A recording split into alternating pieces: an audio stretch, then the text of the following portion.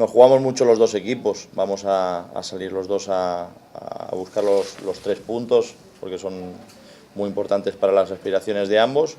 Y bueno, nosotros llegamos obviamente con mucho respeto, porque sabemos que enfrentamos a un gran rival, pero también con muchas ganas de conseguir los 3 puntos. No sé si la tendencia, pero sí que va a empezar a marcarse un poquito qué es lo que va a acontecer. Nosotros estamos 3 puntos abajo, tenemos un partido menos y sí que sería...